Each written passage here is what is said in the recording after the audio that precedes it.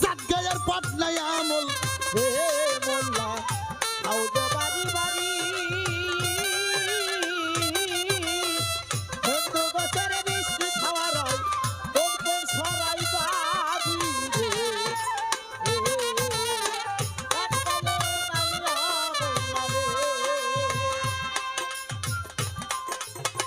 মাছের নাই রে খালা ফুবু আপন পরের জ্ঞান আনোয়ার কই সেই মাছ খাওয়া জায়েজ হলো কেন রে জায়েজ হইল কেন রে জায়েজ হইল রাখো তোমার শরীয়ত আমি বুঝি না ভাই 1 লক্ষ টাকা দেবেন আরিয়া গরু এখনই মইরা গেলে তাক জবাই দিলে আর খাওয়া যায় না কি আরে যমুনা নদীর মরা মাছ 30 দিনে 40 দিনের বাসা মাছ ফ্রিজে থুয়া খাওয়া এটা কোন হাদিস মরা মাছ খাওয়ার দলিল কি শুনবেন না মাছের নাই রে খালা ফুবু আপন পরের জ্ঞান সরকার আনোয়ার কই সেই মাছ খাওয়া জায়েজ হইল কেন রে জায়েজ হইল কেন রে জায়েজ হইল মহাজনী গানের ছন্দ করিলাম বন্ধ ভাবের কথা জোড়া গাতা গাইব এখন রে সাতগাঁয়ের পাটনাই মোল্লা রে মোল্লা খাও যে বাড়ি বাড়ি হিন্দু বাড়ির মিষ্টি খাওয়া রই কোন সরাই জারি রে সাতগাঁয়ের পাটনাই মোল্লা রে মোল্লা সাতগাঁয়া দেশের পাটনাই মোল্লা রে গান জ্ঞানী লোকের জন্য অজ্ঞানীর জন্য না কি খারাপ লাগে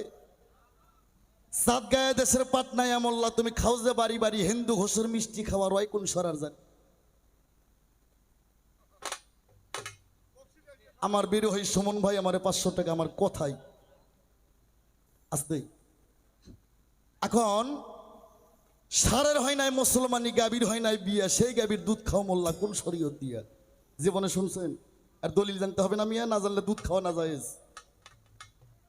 মোরগ মুরগি ফরজ গোসল করে নাই জীবনে সেই মুরগির ডিম খাও মোল্লা বলো কোন বিধানে কি মাছের নাই রে খেলা ফুবু আপন পরের জ্ঞান আনোয়ার কয় সেই মাছ খাওয়া জায়েজ হলো কেন এই দুলু মিয়া এত ঘন যাও কি লেগে আর এক দুলু আমার পেট মাস্টার দুলু ভাই হ্যাঁ আসতেই এই গানের জবাব তুমি করবা কোরআন হাদিসের তাফসিরি নইলে আজ থেকে খাওয়া দাওয়া বন্ধ করো বাজ গেছে আর তুমি আমারে প্রশ্ন করছো কি কি প্রশ্ন করছো মনে আছে কি প্রশ্ন করছো বাবা মনে আছে প্রশ্ন মনে নাই জানি বাবা আপনারা উত্তরবঙ্গের মানুষ তো সরল সোজা মানুষ হ্যাঁ শিল্পী যা কয় তাই শুনেন আমরা গান করি দক্ষিণবঙ্গে বাবা টাঙ্গাইল মানিকগঞ্জ ঢাকা কুমিল্লা ফরিদপুর জামালপুর ময়মনসিংহ দিনাজপুর ঠাকুরগাঁও রুহে পঞ্চগড় হ্যাঁ এমন রাজশাহী নওগাঁ এই বরিশাল বরগুনা ভোলা এইদিকে গান করি আমরা ওদিকের মানুষ মাইন্ড করে না বাঙালি কেউ দুধ বেছে মদ খায় আবার কেউ মদ বেছে দুধ খায় এই গান শুনলে ঘরের বিবি তালাক পড়ে এই গান শুনে যায় স্ত্রী সহবাস করলে ওই স্ত্রীর গর্ভে যদি কোনো সন্তান আসে সন্তান হবে জারজ সন্তান এই জন্য বাংলাদেশের 14 না ভাগে বিজার মা সন্তান তাহলে আর হাকিকত বুঝবেন না কেন এই কথাটা আমি বললাম যাক এই যাই না উনি যা প্রশ্ন করছে হ্যাঁ আমার মনে আছে আমি জব করবো খালি টেস্ট করলাম আপনারা মনে রাখছেন কিনা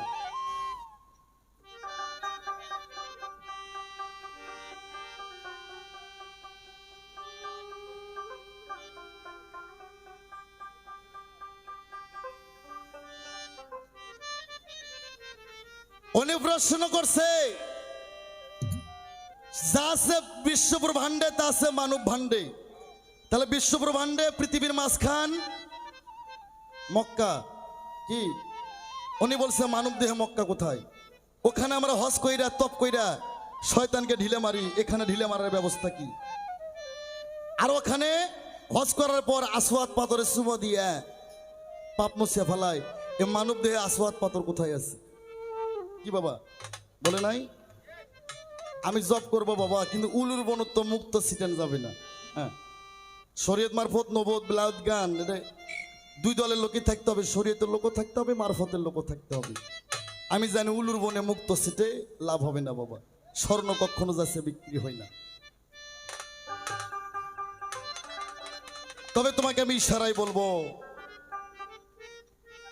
আপনি ওখানে যান, আমি ইশারাতে বলবো, যাচ্ছে বিশ্ব ব্রহ্মাণ্ডে তা আছে মানব ভাণ্ডে রে। আস্তে দিল কাবাতে পূজা করি বসায়া দয়াল তোরে, স্বর্গ নরক জিথাই রাখো ভয় করি না অন্তরে। শরীয়তের লোক মক্কায় হজ করে, মারফতের লোক কোথায় হজ করে? আমার নবীর এক সাবি ছিল, কইয়া রাসূলুল্লাহ ছোট, সকালবেলা ঘুম থেকে উঠে যদি মাতা পিতাকে মহব্বতে সালাম দেওয়া যায় কি হবে? রসুল বললে একটা আকবরী হজ হবে। এটা আমার আব্বার কথা, আমার দুলা ভাইয়ের কথা, এই মিয়া এটা রসুলের কথা। সকালবেলা ঘুম থেকে উঠে মাতা পিতাকে মহব্বতে সালাম দিলে একটা আকবরী হজ হয়। আর একটা আকবরী হজ 10টা বড় হজের, 10টা বড় হজের চেয়েও একটা আকবরী হজের সওয়াব বেশি করেন। সুবহানাল্লাহ।